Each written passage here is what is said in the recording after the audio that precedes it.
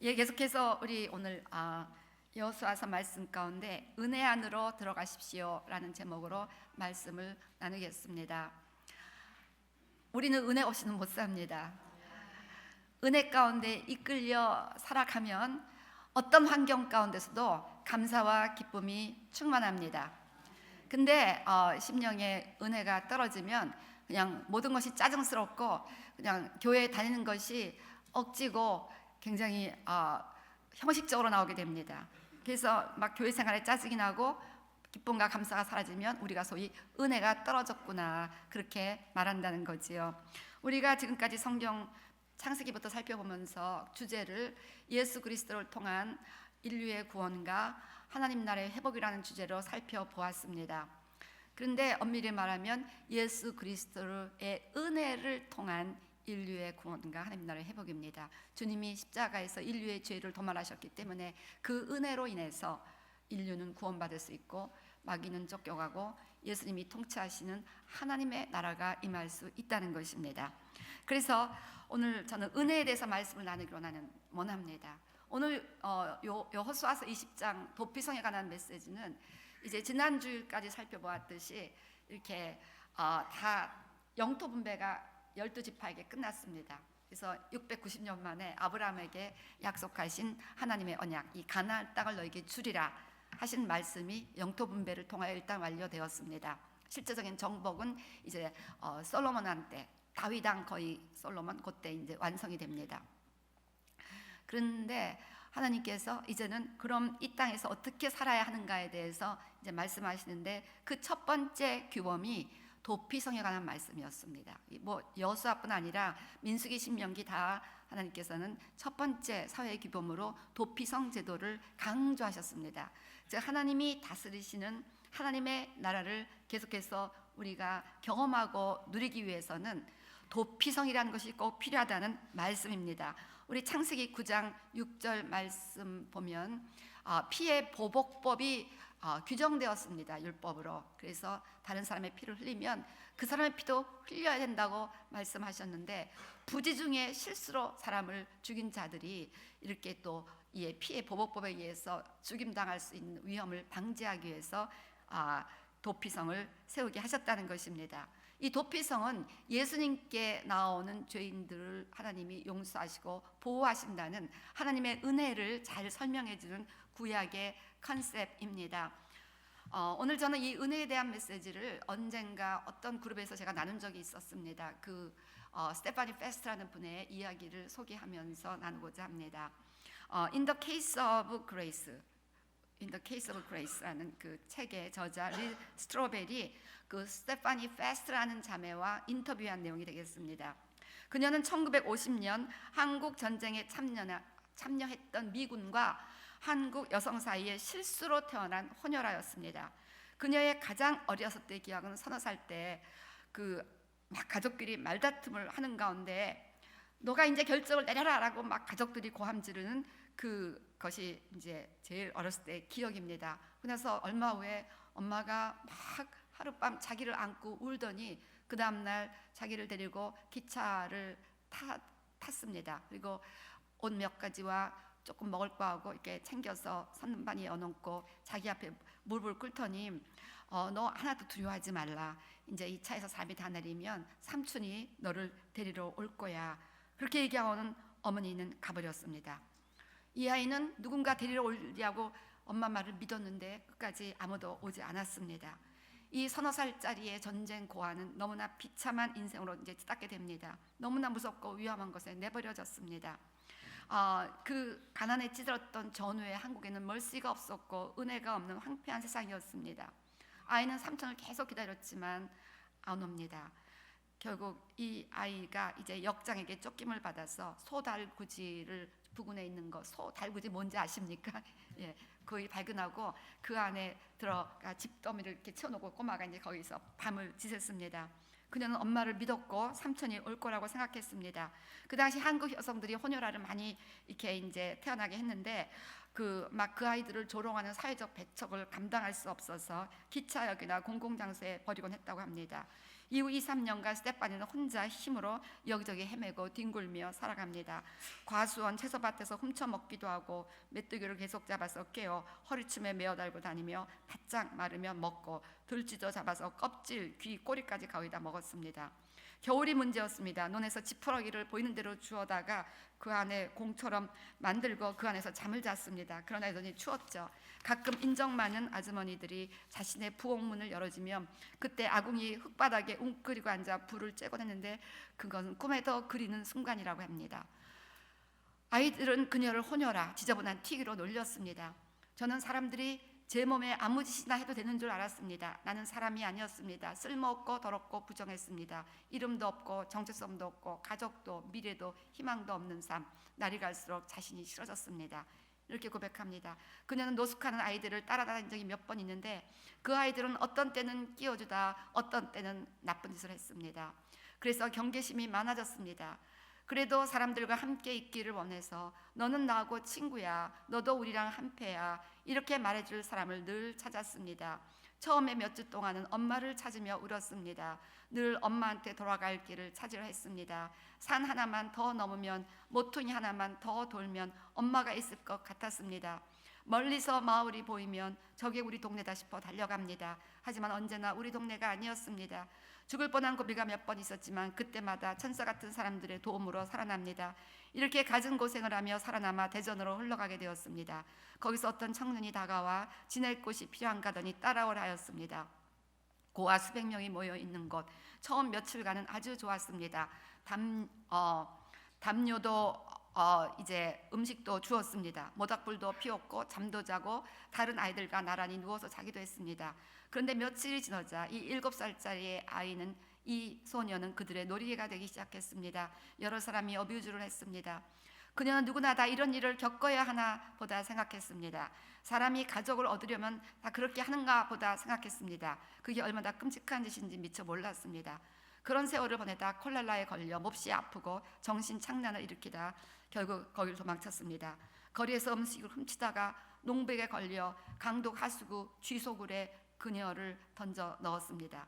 비명을 지른 것까지만 기억하고 그 후에는 생각이 안 나는데 눈을 떠보니 파란 눈이 그녀를 마주보고 있었습니다. 스웨덴 출신의 월드비전 간호사 아이리스 에릭슨 선생님. 당시에는 도처에 아이들이 그렇게 버려지고 있었기 때문에 그녀는 이 아이들을 구출하는 그 일을 감당했습니다. 그때 스테파니가 이제 7살이었는데 그 도시에 있던 월드비전 고아원으로 보내졌습니다. 고아원에 가니 환경이 열악합니다. 수백 명의 아이들이 거적을 깔고 함께 자야 했습니다. 그녀는 나이가 많은 축에 들어 아기들을 돌보는 일이 맡겨졌습니다. 기저귀 빨고 개고 널고 갈아주고 일할 때도 아기를 업고 일합니다. 가끔 입양아가 선택되는 날이 되면 아기들을 잘 목욕시키고 빗질도 하고 건강해 보이도록 최선을 다했습니다. 어느 날 체구가 큰 백인 남자와 여자가 들어왔습니다. 그분들은 아기를 한 명 한 명 하나 입도 맞추고 말도 걸고 그런데 그분의 눈들을 보니 눈물이 흐르고 있었습니다. 그러다 그들의 눈길이 스테파니 쪽을 보았습니다. 당시 이녀는 9살, 몸은 불결했고 머리에는 이가 득실거려 온통 허옇게 변했고 뱃속에 들끓던 회충이 배가 고프면 목구멍으로 기어나왔습니다. 눈동자는 초점을 잃어 흐리멍덩했고 실제로 앞이 잘 안 보였습니다. 영양실조였습니다. 얼굴에는 아무 표정이 없고 9살짜리 이 소녀의 몸무게는 15kg이었습니다.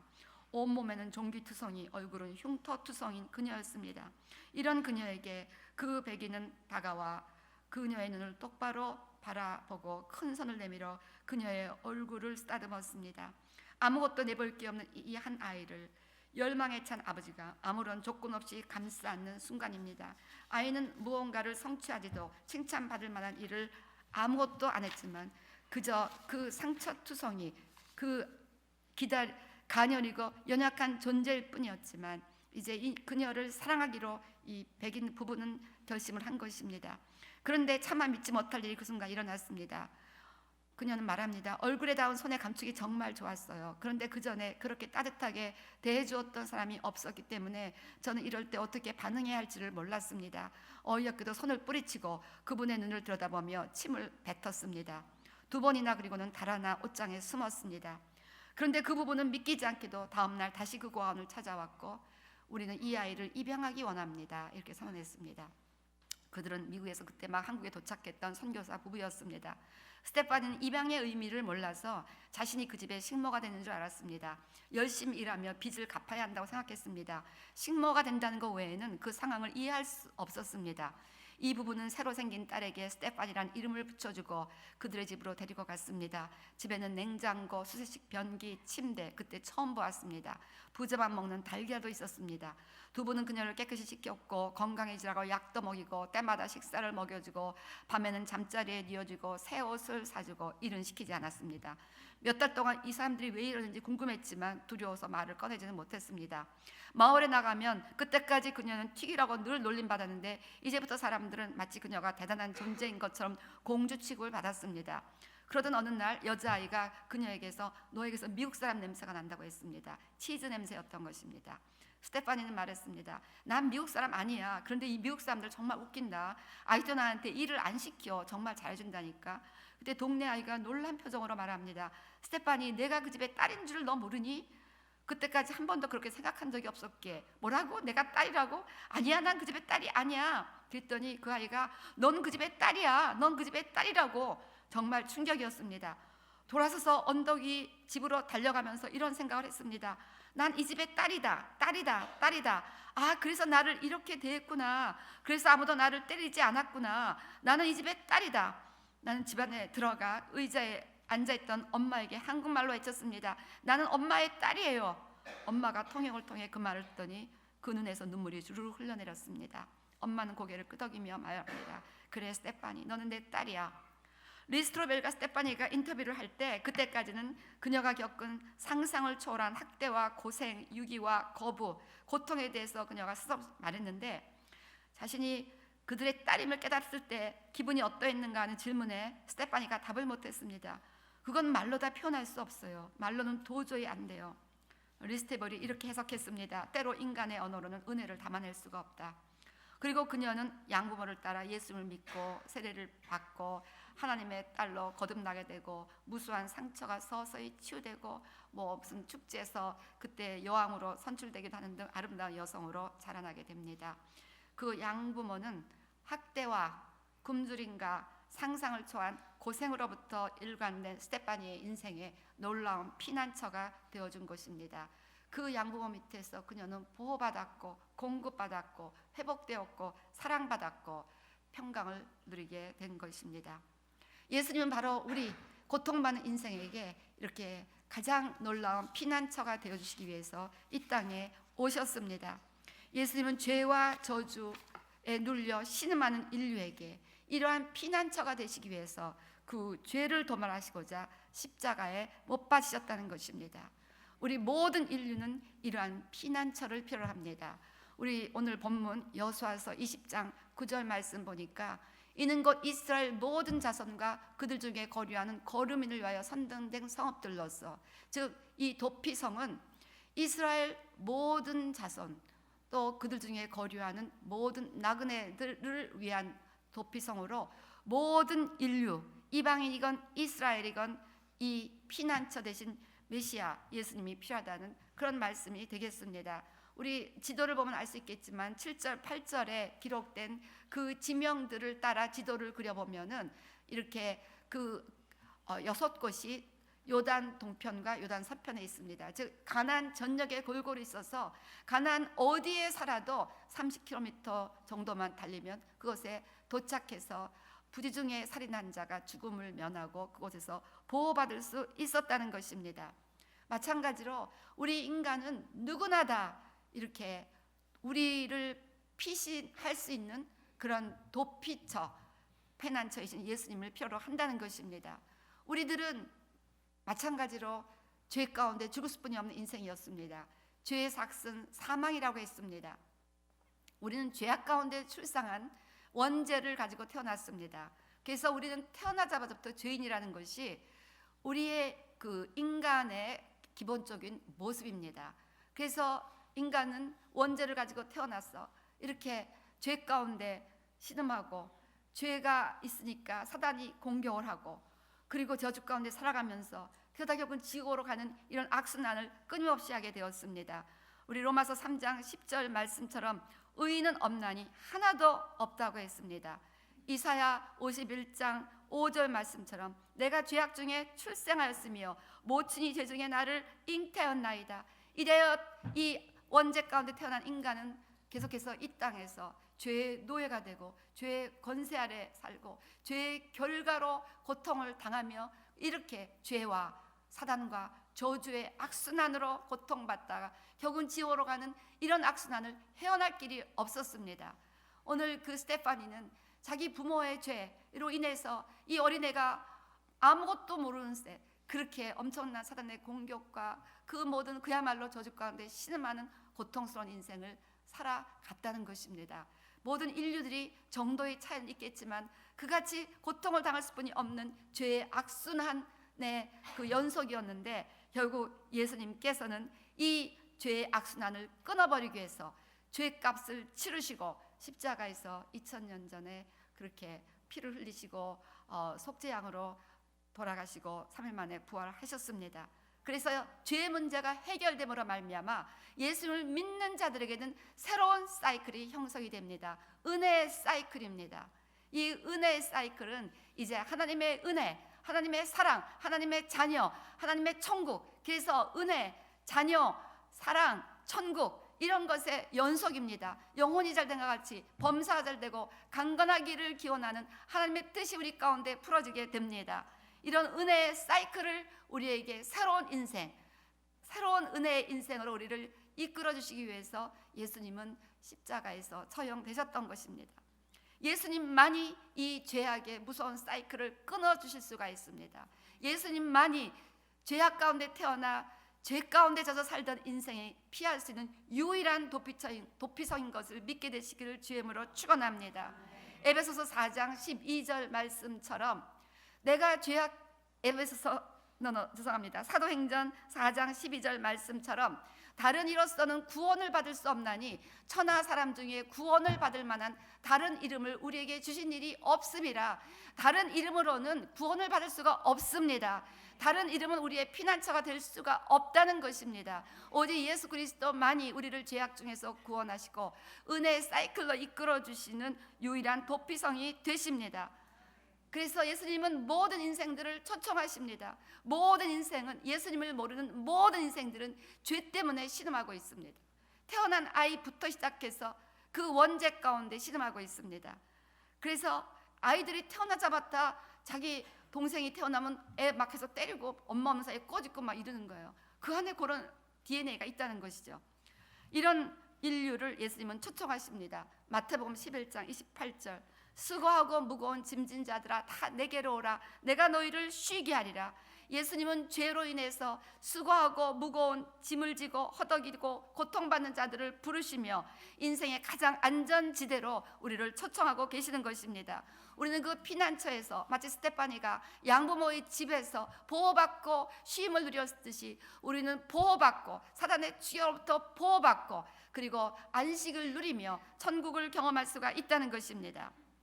예수님만이 우리의 가장 안전한 피난처가 되신다는 사실을 오늘 꼭 믿게 되시기를 주임으로 축원합니다.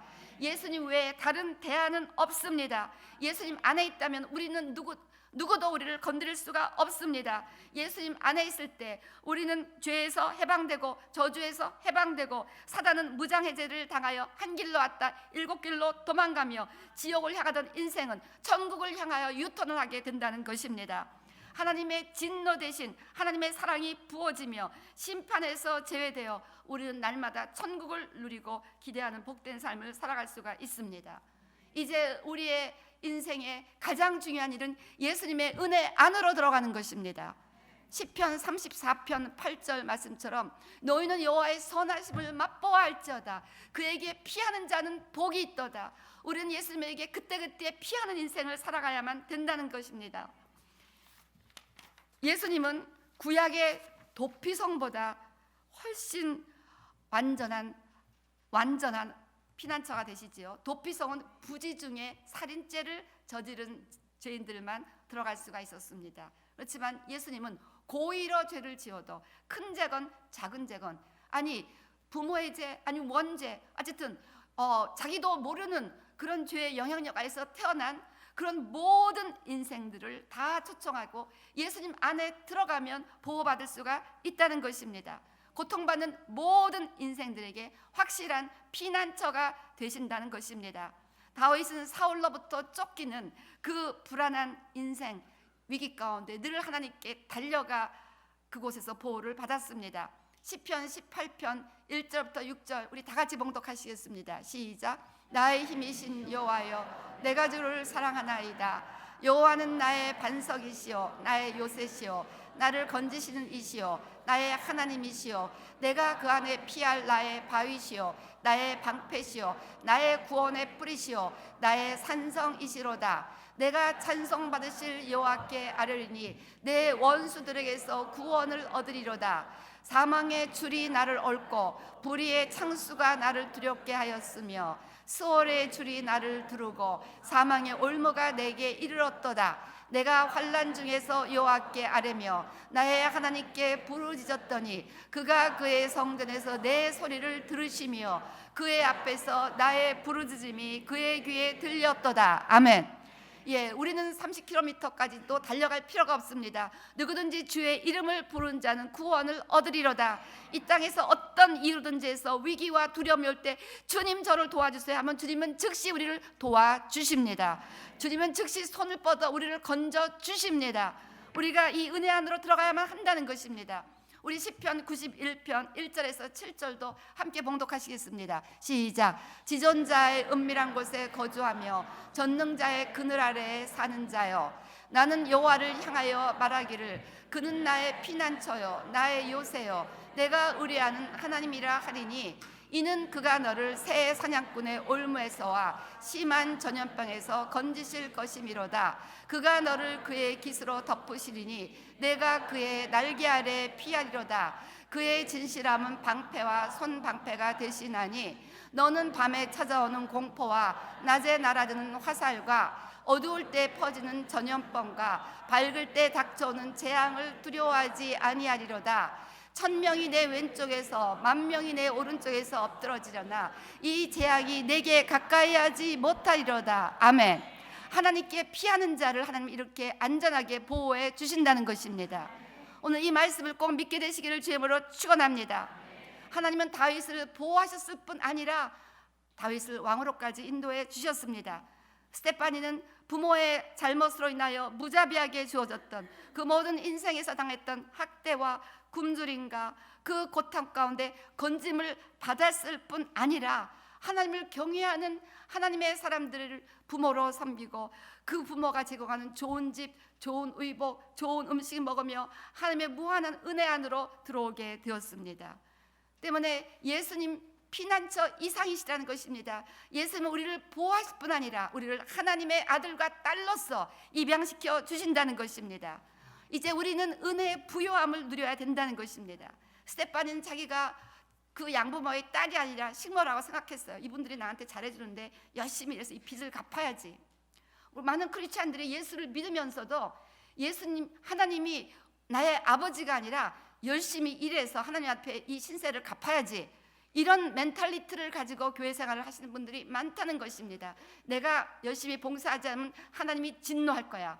주인이 일하는 노예에게 진노하듯이 그렇게 진노할 거야. 이러는 자세로 하나님이 나의 아버지라는 사실을 모르며 그 은혜를 누리지 못하는 크리스찬들이 너무나 많다는 것입니다. 리 스트로벨이 이렇게 말합니다. 누군가 기독교를 얼마나 잘 이해하는지 알려면 그가 하나님의 자녀로서 하나님을 아버지로 누린다는 개념을 얼마나 중요하게 생각하는지 보면 안다. 그 개념이 그의 예배와 기도와 인생관 전체를 유발하고 지배하지 않는다면 그는 기독교를 잘 모르는 것이다. 오늘 우리에게는 스데파니의 감격이 있습니까? 내가 도저히 하나님의 아들과 딸이 될 수 있는 자격이 없는데 어떻게 내가 하나님의 아들이지? 하나님의 딸이지? 어떻게 나 같은 자를 이렇게 자녀 삼아 주셨지? 이에 대한 깨달음과 감격과 기쁨이 있습니까? 그래서 너무 기뻐서 우리 아빠를 기쁘게 해줘야지 하는 마음으로 하나님을 위해서 섬기고 싶고 우리 아버지를 더욱 사랑하고 싶고 그분이 너무 고맙고 감사해서 찬양하지 않고 자랑하지 않고는 견딜 수 없는 이런 신앙생활을 하실 수 있게 되시기를 주의 이름으로 축원합니다. 그렇습니다. 예수님은 도피성 이상이십니다. 예수님은 우리를 하나님의 아들과 딸이 되게 해주셨습니다. 요한복음 1장 12절 말씀처럼 영접하는 자 곧 그 이름을 믿는 자들에게는 하나님의 자녀가 되는 권세를 주셨습니다. 우리는 용서받은 정도가 아니라 하나님의 자녀가 되었습니다. 하나님 우리를 고아처럼 내버리지 아니하시고 이제 아비가 아들을 불쌍히 여기시듯 영원토록 우리와 동행하시며 우리의 모든 필요를 따라 도와주시며 우리와 함께 동행하십니다. 하나님은 영원히 내 편이십니다. 주는 나의 편이신 누가 나를 대적하리요. 탕자는 아버지를 떠나 불황자 생활을 하고 아버지의 재산을 창기와 함께 다 날려버리고 죽을 죄를 진 죄인이 되었어요.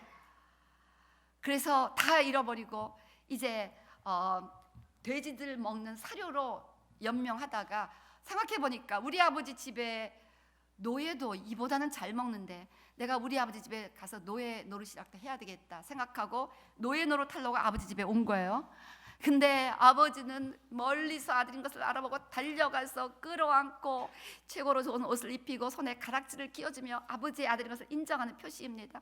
좋은 신발을 신기고 그리고 그냥 살찐 손을 잡아 풍악을 울리고 잔치를 하며 이 아들이 죽었다가 다시 나에게 돌아온 것처럼 그렇게 기뻐하셨습니다. 그러니까 탕자는 이 아버지가 자기의 밥이나 먹여줄 그 노예를 부리는 주인이 아니라 자기의 아버지라는 것을 그때 비로소 깨달을 수가 있었다는 것입니다. 마찬가지로 우리가 무슨 죄를 지었는지 모르지만 맨날 죄짓고 여기 얻어맞고 저기 얻어맞고 그러다가 하나님 앞에 나가는 존재가 되었지만 그렇지만 하나님은 우리의 과거를 묻지 아니하시고 예수님 앞에 죄를 고백하고 나온 그 모든 영혼들을 탕자를 맞아주시는 그 아버지처럼 그렇게 달려나가 안아주시고 업어주시고 기뻐하시며 좋은 옷을 입혀주시고 좋은 밥을 먹여주시고 그러면서 최고의 아버지로서 최고의 아들 대우를 해주신다는 것입니다. 이것이 우리 예수님께서 하신 일이라는 것입니다. 예수님 때문에 우리는 하나님의 존귀한 아들과 딸이 되었다는 것입니다. 우리는 하나님의 종이 아닙니다. 하나님의 노예가 아닙니다. 노예 멘탈리티를 버리시기를 바랍니다. 가난 멘탈리티를 버리시기를 바랍니다. 맨날 가난에 찌들어갖고 그냥 재고 다니고 인색하고 그러고 살지 마시고 우리는 부유한 아버지를 가진 하나님의 아들이요 딸입니다. 우리는 이제 이 은혜 안으로 들어가야 되겠습니다. 우리가 어떻게 이 은혜 안에 들어가 살 수가 있겠습니까? 먼저 이 은혜 안에 들어가기 위해서 죄를 회개해야 된다는 것이죠. 우리 오늘 여호수아서 20장 4절 어떻게 도피성에 들어갑니까? 이 성읍들 중에 하나에 도피하는 자는 그 성읍에 들어가는 문 어귀에 서서 그 성읍의 장로들의 귀에 자기의 사건을 말할 것이요 그들은 그를 성읍에 받아들여 한 곳을 주어 자기들 중에 거주하게 하고 즉 이 사람이 도피성에 들어가기 위해서는 장로들에게 자기의 죄 지은 사건 내가 이러한 죄를 지었다 내가 누구를 죽였다 이런 사건을 고백해야 했다는 것입니다. 마찬가지로 우리도 하나님의 그 피신처 그 은신처에 들어가고 보호받기 위해서는 죄를 인정하고 죄를 자백할 수가 있어야 된다는 것입니다. 이것이 바로 회개라는 것입니다. 그리고 죄를 뉘우치고 이제 죄를 용서해 줄 것을 주님 앞에 고백하는 회개가 있어야 된다는 것이죠. 그래서 요한일서 1장 9절 보면 만일 우리가 죄를 자백하면 그는 미쁘시고 의로우사 우리 죄를 사하시며 우리를 모든 불의에서 깨끗하게 하실 것이요. 우리가 죄를 자백해야 우리가 깨끗해져서 하나님의 아들과 딸이 될 수가 있다는 것입니다. 하나님의 도피성은 너무너무 거룩하고 빛으로 충만한 것이라 죄인들은 들어갈 수가 없기 때문에 일단 죄를 자백하고 그 죄의 용서를 구하면 예수님의 보혈이 그 죄를 씻어주시고 우리를 그 예수님 안으로 이끌어 주신다는 것입니다. 시편 32편 3절에서 7절도 내가 입을 열지 아니할 때 종일 신음함으로 내 뼈가 쇠하였도다. 주의 손이 쥐하로 나를 누르시오니 내 진액이 빠져서 여름 가뭄에 마름같이 되었나이다. 내가 이르기를 내 허물을 여호와께 자복하리라 하고 주께 내 죄를 아뢰고 내 죄악을 숨기지 아니하였더니 곧 주께서 내 죄악을 사하셨나이다. 죄를 아뢰고 죄를 고백하는 순간 주님이 그 죄를 용서해 주셨다는 것입니다. 이로 말미암아 모든 경건한 자는 주를 만날 기회를 얻어서 주께 기도할지라. 진실로 홍수가 범람할지라도 그에게 미치지 못하리이다. 그래서 주님 앞에 나가 죄를 고하며 주님의 도우심을 구하라는 것입니다. 주는 나의 은신처시요 환난에서 나를 보호하시고 구원의 노래로 나를 두르시이다. 이렇게 되면 주님은 우리의 은신처가 되셔서 우리를 보호하시고 구원해 주신다는 것입니다. 오늘 여러분, 하나님의 피난처로 들어가는 방법은 순간순간 즉시 알게 지은 죄 모르게 지은 죄를 인정하고 자백하고 용서를 구하는 일입니다. 아멘. 예수님께서는 베드로에게 하루에 7번씩 70번이라도 죄를 용서해 주라고 말씀하셨습니다. 그 이야기는 하나님께서도 하루에 동일한 죄를 70번씩 7번 지어도 490번 동일한 죄를 지어도 하나님은 용서해 주시겠다는 그 하나님의 용서의 무한함을 의미하는 말씀입니다. 우리가 죄를 지어서는 안 됩니다. 그렇지만 연약한 인생들이 또 템프테이션에 져서 죄를 지었을 때 부끄러워하지 마시고 하루에 490번이라도 동일한 죄를 지었다 할지라도 주님 앞에 나아가 용서를 구하시기 바랍니다. 주님, 제가 죄를 지었습니다. 저를 용서해 주세요. 그러면 주님은 미쁘시고 의로우사 그 보혈로 우리의 모든 죄를 씻어주시고 하나님의 아들로 자녀로 그 위치를 계속해서 이끌어 주신다는 것입니다. 자, 그래서 우리는 죄를 회개해야 됩니다. 그리고 다음으로는 이제 믿어야 됩니다. 너희는 마음에 근심하지 말라. 하나님을 믿으니 또 나를 믿으라. 예수님이 나의 죄를 위한 속죄양이 되어주셨다는 사실을 믿어야 됩니다. 예수님이 나의 죄를 위해서 들어가셨다는 사실을 믿어야 됩니다. 여러분, 여기 전기가 가득하지만 플러그인을 하지 않으면 그 전기가 우리에게 무슨 유익이 있겠습니까? 뭐 온갖 어플라이언스를 다 갖다 꽂아놔도 막상 전기를 아울렛에다가 플러그인 하지 않으면 그 어플라이언스는 아무런 작동을 하지 않습니다. 여기 어마어마한 은혜가 있지만 그 은혜를 믿지 않으면 우리는 그 안으로 들어갈 수가 없다는 거예요. 그 스테파니의 양부모가 모든 것을 제공한 사랑하는 부모로 있지만 스테파니가 그 사실을 믿지 않으면 여전히 그는 주인의 눈치를 보면 이 주인이 나를 언제 쫓아낼래나 이러면서 그 종의식으로 살아갔을 것입니다. 오늘 믿음이 얼마나 중요한지, 믿음은 바로 하늘의 영역을 땅의 영역에 풀어놓는 채널이 됩니다. 우리가 믿을 때 하늘의 모든 은총들이 이 땅에 내려질 수가 있다는 것입니다. 그래서 예수님께서는 너희 가운데 하나님의 나라가 이미 임했다고 말씀하셨습니다. 그런데 그 하나님의 나라는 믿어야 우리에게 임한다는 것입니다. 오늘 여러분들은 진실로 예수 그리스도를 통해서 나의 모든 죄가 용서받았다는 것을 믿으십니까? 그리고 나는 하나님의 아들이 되었고 딸이 되었다는 것을 믿으십니까? 놀라운 부모를 가졌잖아요. 여러분이 이 세상에 어떤 부모를 좋은 부모라고 생각하십니까? 여러분, 우리 하나님은 최고의 아버지가 되시는 것을 꼭 믿으시고 그 기쁨과 감사 가운데 우리는 그 은혜를 누려야 될 줄로 믿습니다. 스테파니에게 그 양부모가 원한 것은 한 가지였을 것입니다.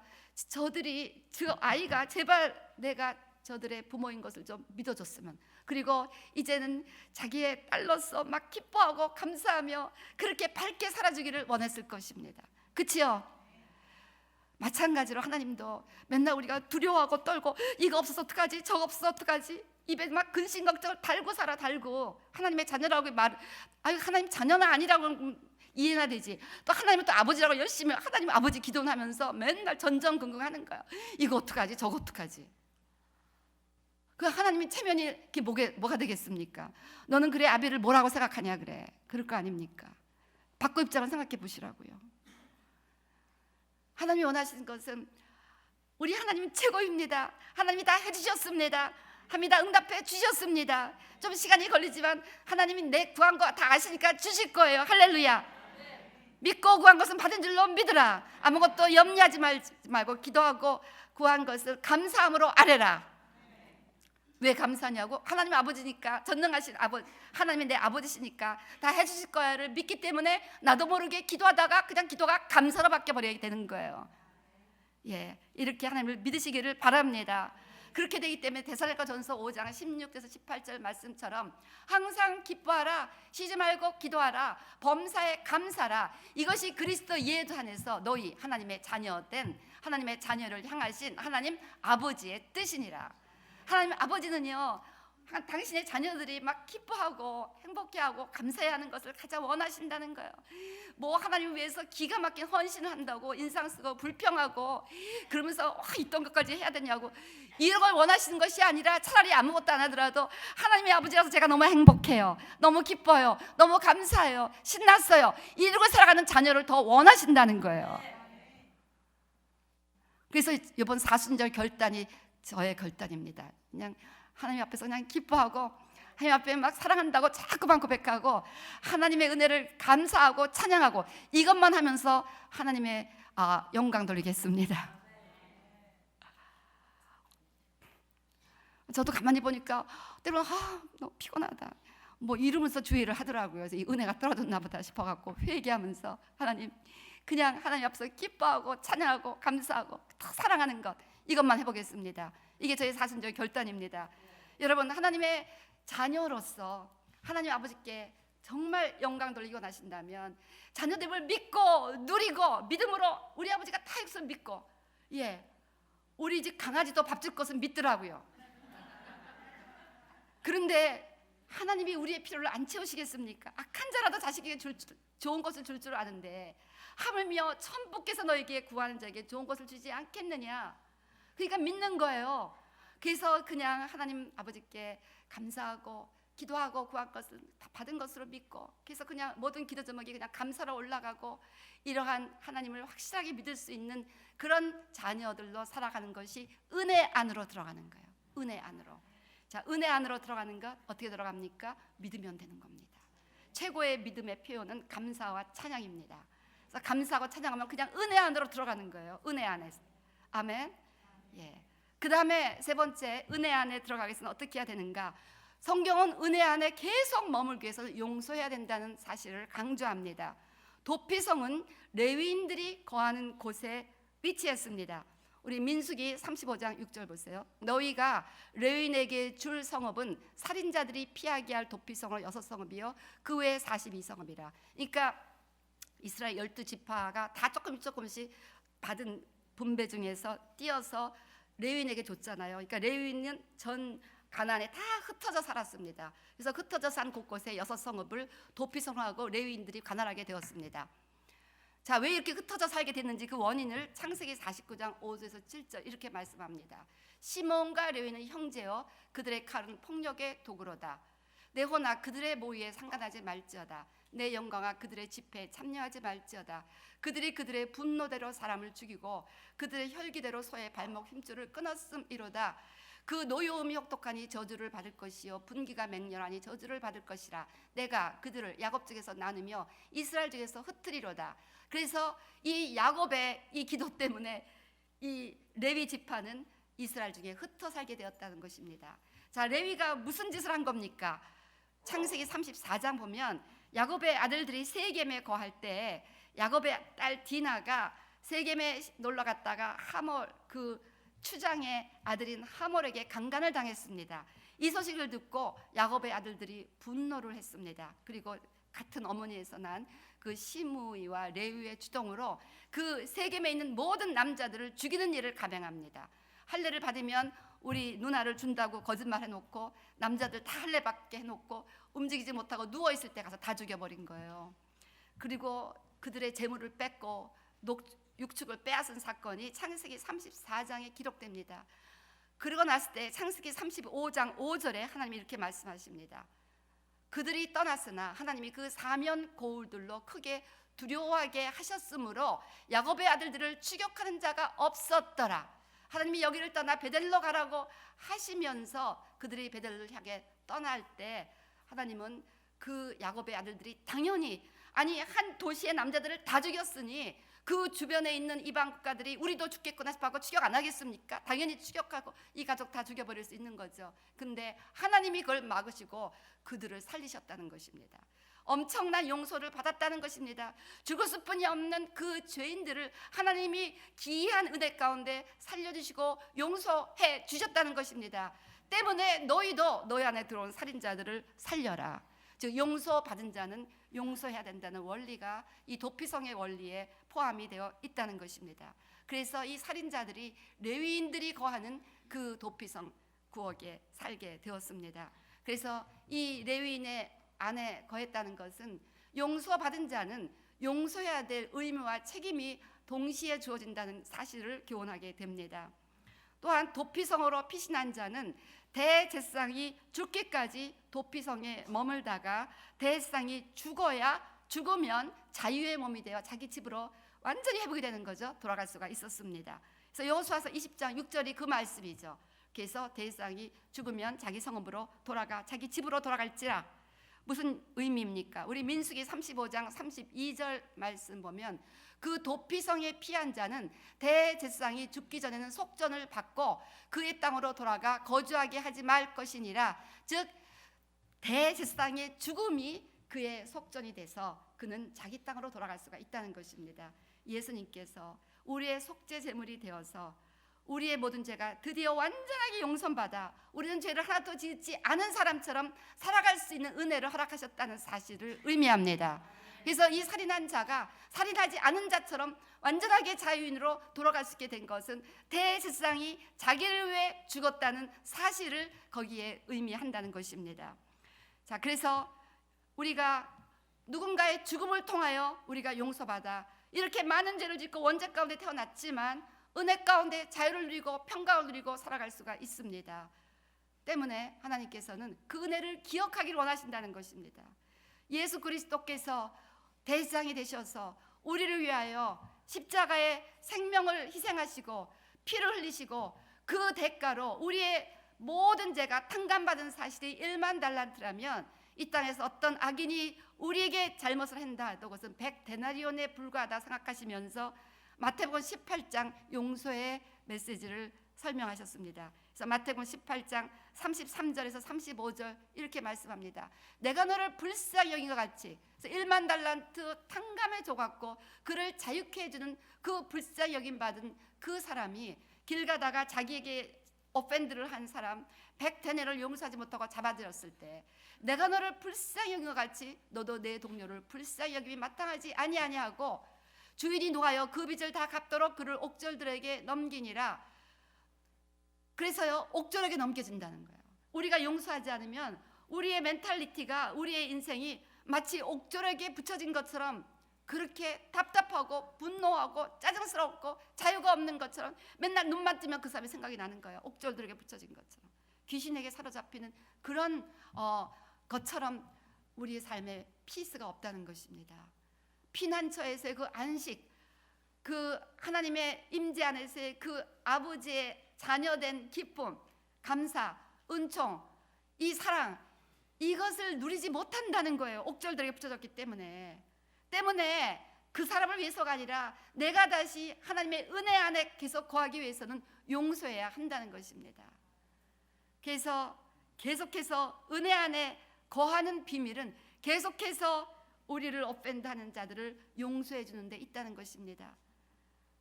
우리 맥스 루키더가 이렇게 말합니다. 당신의 마음은 종이컵이고 하나님의 은혜는 지중해이다. 우리의 마음이 이 정도 폰이 안 된다면 하나님의 은혜는 저 지중해처럼 어마어마하게 많다는 겁니다. 그 은혜를 여기 도저히 받아 담을 수가 없습니다. 예?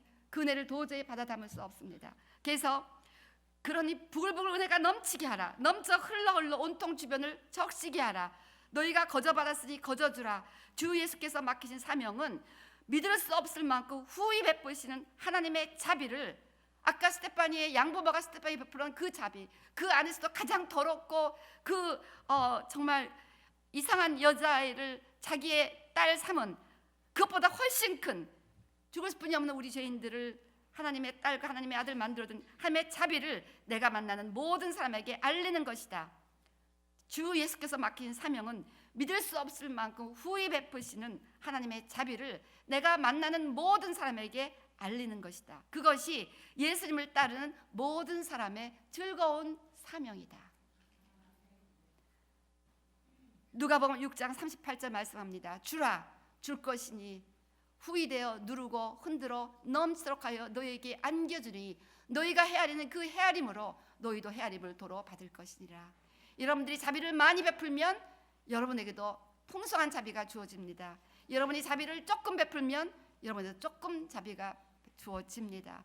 여러분이 남들을 많이 용서하면 여러분에게도 엄청난 용서의 은혜가 부어집니다. 여러분이 남들을 용서하지 못하면 주님도 우리를 용서하지 못하시겠다는 거예요. 주기도문의 메시지가 무엇입니까? 우리가 우리에게 죄 지은 자를 사하여 준 것처럼 우리의 죄를 사하여 주옵시고. 하여튼 예수님의 주기도문은요, 예수님이 머리가 물론 좋으신 분이지만 주기도문 제가 늘 기도하잖아요. 이 기도할 때마다 정말 주님은 머리가 기이하십니다. 꼭 주기도문 할 때마다 이 용서 문제를 해결하지 않을 수가 없어요. 그냥 하나님 우리의 죄를 용서해 주소 이렇게 하면 얼마나 좋습니까? 근데 거기다 꼭 앞에 표현 그 조건적으로 붙이셨어요. 우리가 우리에게 죄 지은 자를 용서하신 것처럼 우리의 죄를 사하여 주옵시고. 그럼 어떡합니까? 용서하지 않을 수 없잖아요. 예.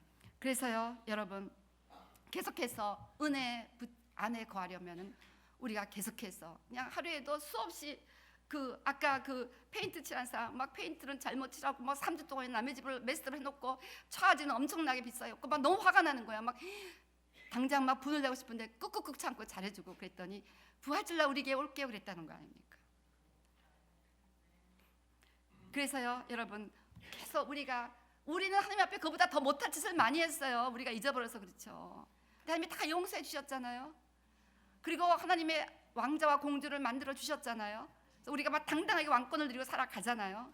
계속해서 이런 왕권을 누리기 신나고 당당한 힘 있는 인생을 살아가기 원해서는요, 무슨 한이 있어도 용서하고 살아야 돼요. 우리를 위해서 용서하시기를 바랍니다. 오늘 예수님 믿고 무한히 부유하신 하나님의 은혜 안으로 들어가게 되시기를 주의 이름으로 축원합니다. 그래서 오늘 세 가지를 말씀을 드렸죠. 회개하시기 바랍니다. 그리고 그 하나님의 자녀들을 믿으시기 바랍니다. 그리고 우리도 용서하며 살아가시기를 바랍니다. 지금 주님의 고난을 기억하는 사순절입니다. 아까 저는 저의 사순절 결단을 말씀드렸습니다. 여러분은 이 사순절 어떠한 결단으로 나를 위해 돌아가신 그 주님의 은혜를 기억하시겠습니까? 여러분 하나님의 자녀됨을 기뻐하시고 감사하시고 많이 많이 사랑하시기 바랍니다. 하나님을 사랑하는 것은 이웃을 사랑하는 것입니다. 많이 많이 사랑하고 용서하시고 자비를 베풀며 은혜 안에 거하는 우리 모든 성도님들 되시기를 주의 이름으로 축원합니다.